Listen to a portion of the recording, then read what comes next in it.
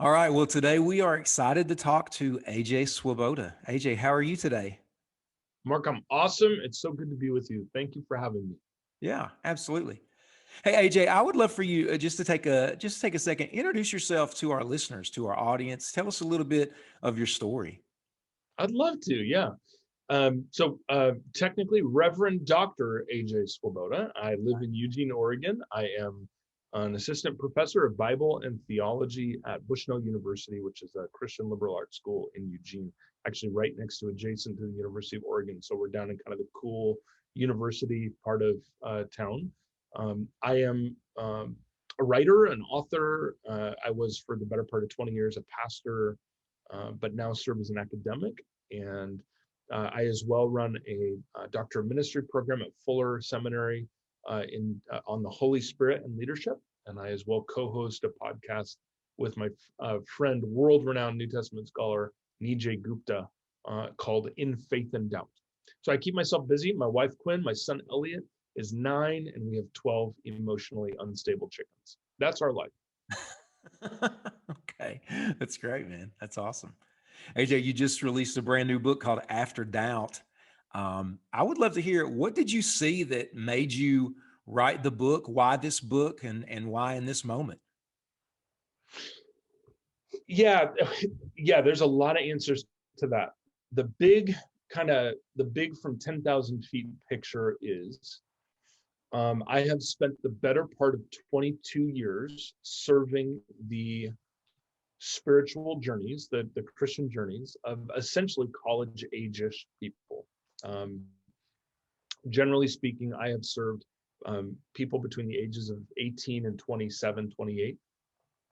And when you've sat in the front row long enough and served that long, that many young people, you have had the opportunity to see firsthand um, what happens when people walk through doubt and what happens when people walk through this experience that we call deconstruction.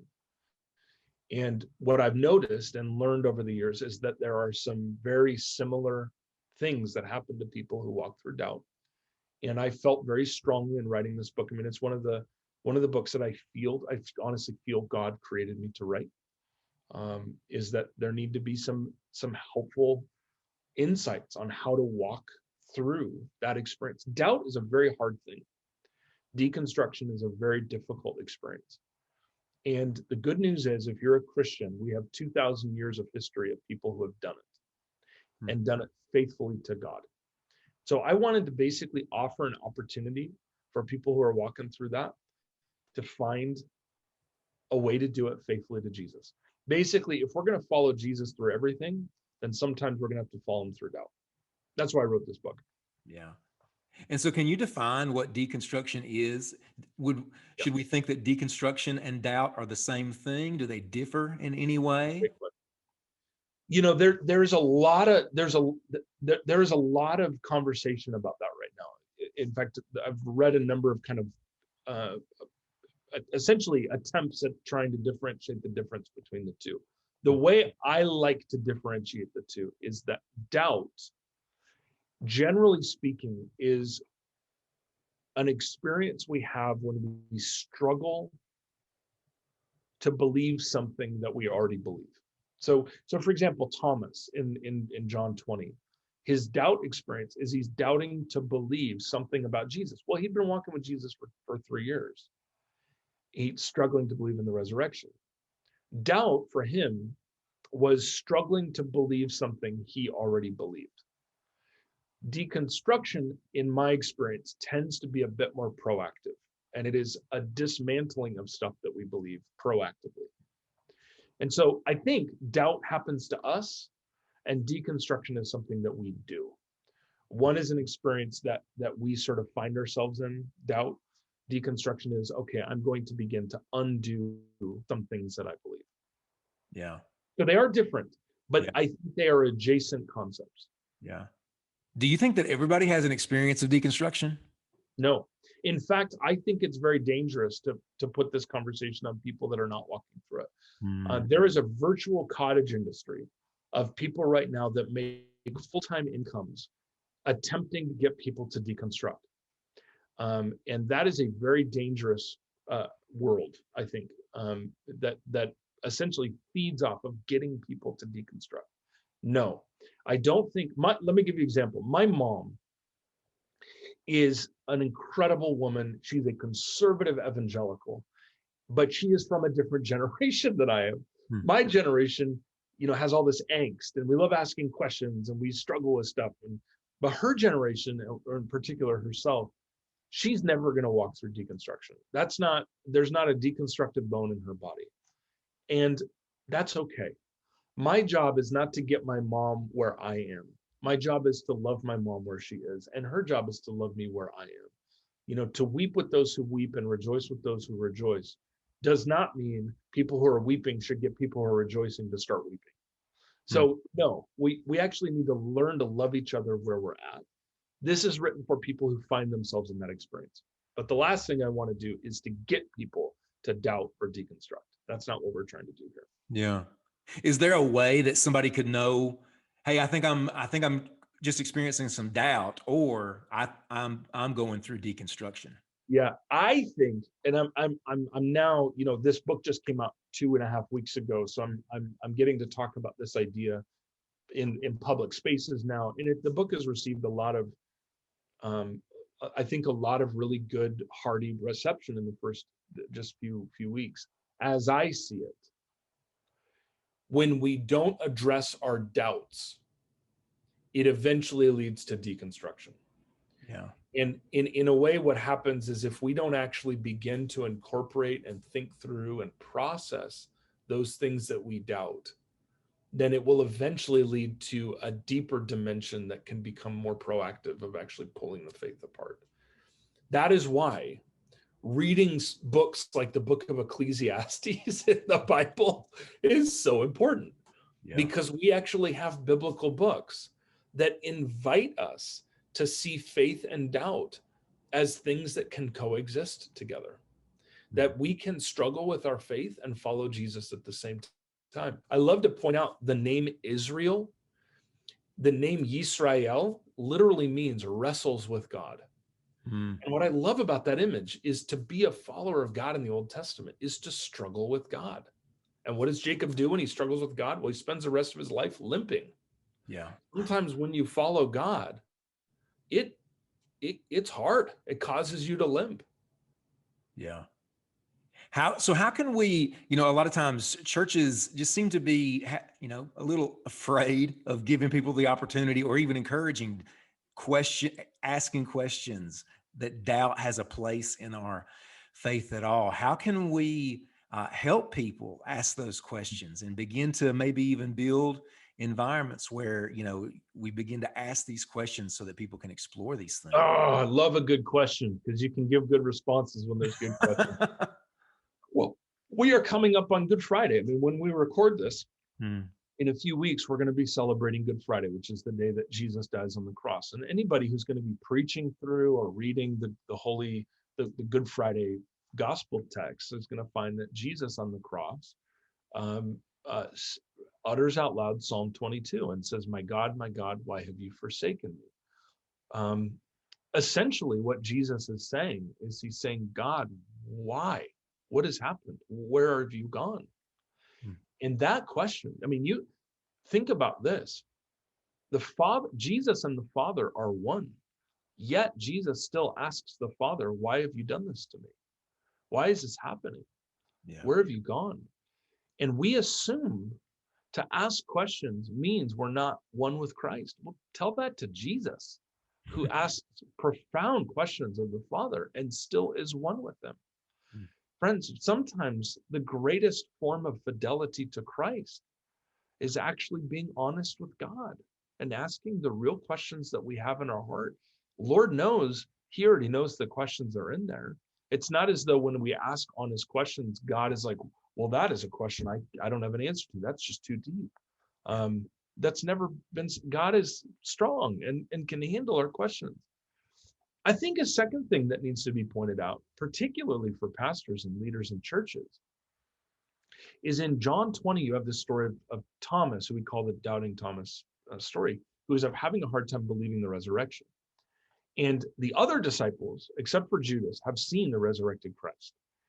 And it says Thomas, actually, this is a fascinating detail that John tells us, that Jesus actually waited an entire week before showing Thomas his scars. An entire week before Thomas's doubt was cleaned up. And I think there's two things about that. Number one is I love that Jesus didn't freak out about Thomas's doubt.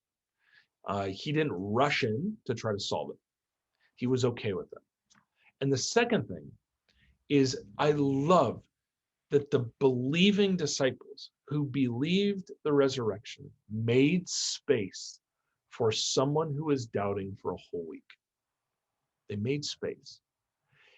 It created the context for Thomas to actually believe. When we don't create space for people who are struggling with their faith, they're going to have to go somewhere with those struggles. And I will tell you, I would rather people struggle with their faith in our churches than on the internet. Yeah. Yeah. I find that one of the things as a pastor, I hear people regularly will say, "Oh, if I just trusted God more, I wouldn't have doubts. If I just Oh, trusted God more, I wouldn't have questions." tell that to Thomas, who Yeah. saw the dead raised and healings and Mm. saw the miracles of the fishes and the loaves being multiplied. He saw miracles. Tell that to Thomas, who saw Jesus walk on water. He saw it all and still struggled with doubt. You know, I come from the charismatic tradition, Mhm. and I've seen miracles. I have seen people be healed before, and yet I still have moments of struggling with doubt. Mhm. This is not an issue. A lot of people say to me, well, if God would really show himself to me, then I'd believe. I said, tell that to Thomas. Yeah. Yeah. Yeah. No, you can see all the miracles and still wrestle with this stuff. That's This good. is not an issue of not having enough faith. Jesus struggled with the Father in the cross story. Did he not have enough faith? You're going to tell Jesus he didn't have enough faith? Well, if you're going to tell Jesus that, we need to have another conversation. Yeah. Do you find that there are particular issues that cause people to say have doubts or Oh my begin to goodness gracious. deconstruct? Yes. Now I know I'm talking to somebody in a very different part of our country than the West Coast, so I want to be sensitive about the political conversation. All But I right. do. I Good. think, Yeah. for example, um, when if you're an evangelical, which I'm an evangelical, and you see you see your tradition backing up a political agenda that is doing some some harm to our country, it Mm. causes you to question your tradition. Mm. The conversation about sexuality, is a hard conversation. I'm wildly conservative on sexuality, by the way. And but if you have a friend who comes out of the closet to you, it causes you to begin to ask some questions about what you think. It's hard. When you see, I don't know anybody in the world who didn't love Ravi Zacharias, who right now is reeling from seeing your hero not be the person you thought he was. I mean, Mm. these experiences are very real and very hard. But that doesn't, here's where we got to be cautious. Just because those experiences are real and hard does not take away from who Jesus is. It just shows you that everybody who's trying to follow Jesus is a very, very broken person. Mm. But our faith is not in Christians. Our faith is in Jesus. Yeah. Yeah, you brought up the political environment that we're in. And so one of the big pieces of the conversation are conspiracy theories. You've got QAnon and things like that. Yeah. Um, is Yeah. that a form of deconstruction? Hmm. Because so many people link that to their belief. I've got these verses, particularly from the Old Testament, and they give these Ah, prophecies about what's going to happen, on Inauguration Day. Oh, well, no, it's going to be later on. Is that a form of deconstruction? Those conspiracy theories like that? I don't know if that's deconstruction. I would say it's a form of false certitude. You're Yeah. putting your faith in the wrong stuff. If your conspiracy theory gives you more hope than the gospel in the New Testament, you need to reevaluate your faith. Yeah. Yeah. Another thing that just seems to be, and you brought up Ravi Zacharias, and I just several pastor friends and just people in the ministry. Um, Oh, that situation, but also just the season that we're in. We're still in COVID lockdown. A lot of pastors and church leaders find themselves so discouraged. yes. Um, Yeah. a lot of just quit. And Yeah. so deconstruction is something that would you say there are pastors and church leaders that seem to be going through a form of deconstruction on their own, of their own. 100%. Yeah. Well, when you're stuck at home and you no longer have the flesh and blood in a room together, this was a very interesting story. I have a family member who is a recovering alcoholic, and she was telling me that when COVID hit, AA tried to do online meetings, Hmm. but she said it didn't work. And here's why. When you have a meeting online, there's one thing that you can't do. You can't smell anything. Hmm. And it turns out when you're in a room with people, you can smell if they've been drinking or not. You can fake it online. But when you're in a room, there's smells. You can tell stuff. You can see stuff. And you have this environment now where we can't smell each other anymore. Everything is now mediated through the internet. And so we are left essentially asking some of our culture's biggest questions we've ever asked all alone in front of a screen at home. Wow. No wonder we're seeing so many people now that churches are opening back up, not coming back. They've spent the last year being more formed by Twitter than they have been by the writings of Paul. And I'm not belittling people who spend time on Twitter. I'm on Twitter for heaven's sake. Lord, pray for me. But but we have for the last year been isolated and been formed more by Twitter than we have anything else. And talk about a hard time to be a pastor. My goodness gracious, your identity is up in question. We live in an increasingly post-Christian culture where people don't put up with the Bible or Christian faith as much as they used to, and it's a very difficult time. At the same moment, I have a suspicion that out of this experience is going to come a set of really beautiful sprigs of hope. Mhm. We had these fires out here in Oregon in the summer. You may have remembered in Yeah. Oregon Yeah. with huge fires. I didn't know this, but a forestry guy told me that there are whole species of trees that do not drop their seeds until there's a fire. And then when there's a fire, they release their seeds. And he said, in the next 50 years, we are going to have species of trees in Oregon that we didn't even know existed because of the fires. And in a way, I heard that and I thought, that could be something that happens. I mean, it feels like we've been in a fire for years, Mhm. but in the midst of it, that God is planting some seeds we could have never dreamt of. There are some things that can only be activated through the fire. Hmm. Yeah. AJ, do you have a story like that for yourself? Maybe a time where you went through just doubts, something, just you working through an issue and on the other side of it, those seeds sprouted, those seeds gave Yeah. growth. Do you have an Yes. example of that in your own Yeah. life? 100%. Yeah. For 22 years, I was a pastor. Yeah. We planted a church in Portland over a decade ago, and about year 8.5, 9, my wife and I began to discern that our season of serving that church had come to a close. Hmm. I'm an academic now, so I teach as a full-time theologian, but during the time I was a pastor. And we went on sabbatical. I know now why elders and council people don't like people going on sabbaticals, pastors going on sabbaticals, because they can actually hear the voice of the Lord. And we went on sabbatical, and it was very clear the Lord spoke to us and said our season had come to a close. We came back, we resigned, handed the church to the next generation pastor, who was just doing a phenomenal job, a way better pastor than I ever was. And my wife and I, for 6 months, went into the dark. Hmm. And I remember when you've been pastoring for 22 years, I remember in that first few weeks after stepping down, longing and dreaming for somebody in the church to go through a crisis so that I could be needed again. Yeah. Missing being needed and not being everything I once was. In that season of 6 months of darkness, was the most soul stretching, painful 6 months I could have ever dreamt of.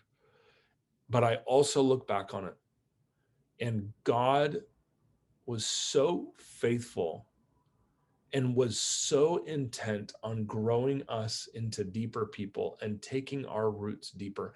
I couldn't have seen it at the time.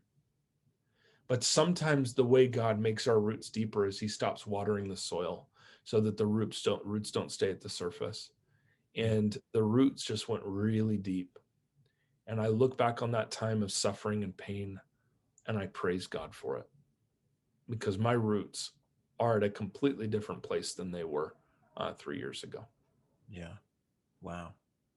So with that, what would you say to, I guess you can go a couple different ways with this. What would you say to the person that might be watching this, they're listening to this, and and they've went beyond doubt into deconstruction, and they're about to just walk away from everything, just give up, what would you say to that particular person? Well, first of all, I wouldn't say anything. If I was allowed to, I would just hug them, and I would look them in the face, and I would say, I love you, and God loves you, and thank you for being honest with me and telling me what you're walking through. I think at some point, after having done good pastoral work of getting to know the person and spending time earning their trust, I would begin to ask some questions about why. Because the reasons behind deconstruction are very important. On one hand, if somebody is deconstructing because they love God with all their heart and they love Jesus, and along the way they were handed some really bad non-biblical ideas of who Jesus is, I would say deconstruct, pull apart anything that stands against the kingdom of Christ, deconstruct anything that is anti-Christ. If we are deconstructing because we honestly love Jesus and want to follow him with all of our hearts, then do it. But I would say if your reason for deconstructing is honestly because you're tired of having the Bible tell you stuff you don't want, and if you really just want to sleep around, and if you're really just hoping to smoke weed and do your own thing and not have to worry about being a responsible person who proactively serves people or whatever it is, if that's your motivation, really just call that a spade. Call a spade a spade.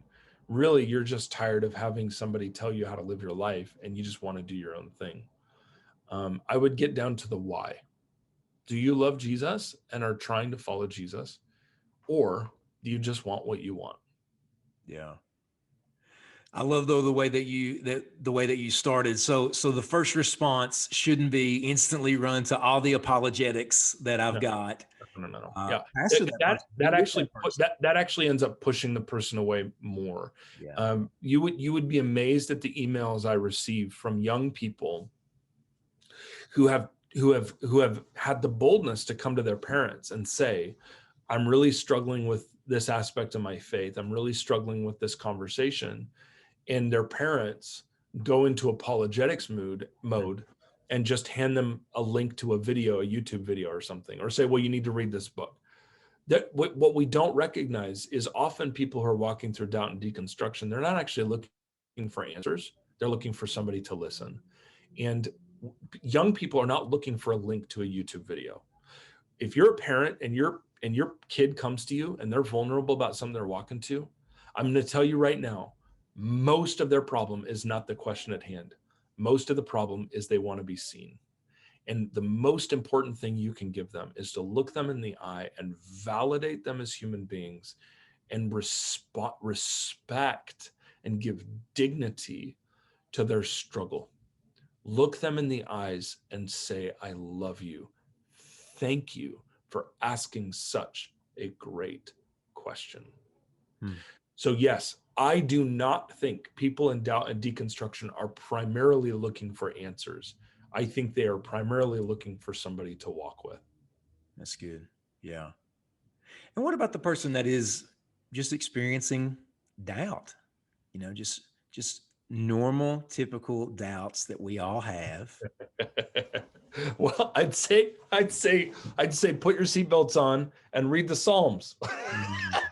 Yeah, because because it turns out all of your heroes in the faith in the Bible walk through the same thing. that's And correct. we have 2,000 years of Christian history that tell us none of our doubts are anything new. There's nothing new under the sun. Everybody who has followed Jesus in all of history has walked through the same thing. You are not special. You are not different. And your doubt is a legitimate part of following Jesus. Follow Jesus with your doubts. Yeah. Wow, that's good.